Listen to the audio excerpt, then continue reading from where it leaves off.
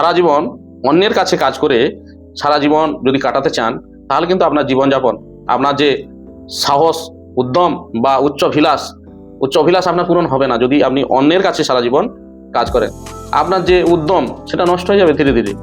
কিন্তু আপনি যে চিন্তা করেন যে সারা জীবনে আমি অনেক কিছু করব, কিন্তু সেটা আপনি পাচ্ছেন না। কেন পাচ্ছেন না? আপনাকে চিন্তা করতে হবে। যদি আপনি হয়তো আপনি কঠোর পরিশ্রমী, যদি আপনি অন্যের কাছে কাজ করেন, সে 10 টাকা যদি লাভ করে আপনাকে দেবে 5 টাকা, কি খুব বেশি হলে অনেক দিন ধরে আপনি কাজ করছেন, সেই ক্ষেত্রে আপনাকে কত দেবে? 7 টাকা। তাহলে আপনার লাভের অংশ অন্য খেয়ে যাবে।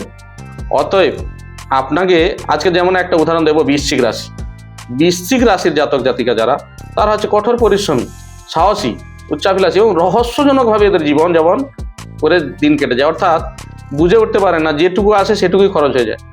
কিন্তু আজকের আমি আপনাদের জন্য বলবো, বৃশ্চিক রাশির অধিপতি হচ্ছে মঙ্গল, আর এখানে আপনার অভিলাষ কেবলমাত্র পূরণ করতে পারবে যদি মঙ্গল গ্রহ যদি আপনার সহায় হয়, তাহলে কিন্তু সম্ভব, নচেত কিন্তু সম্ভব হতে পারে না। সেই জন্য আপনাকে কি করতে হবে?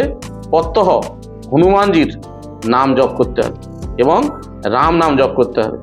যদি পারেন হনুমান চালিসা পাঠ করতে পারেন, কিন্তু হনুমানজির জপ করলে শুধু হবে না, রাম নাম জপ করতে হবে। প্রত্যেক দিন সকালে উঠে আপনি একটা সাদা কাগজে রাম নাম লিখবেন, যতবার খুশি 108 বার মিনিমাম লিখবেন এবং হনুমান চালিসা পাঠ করবেন।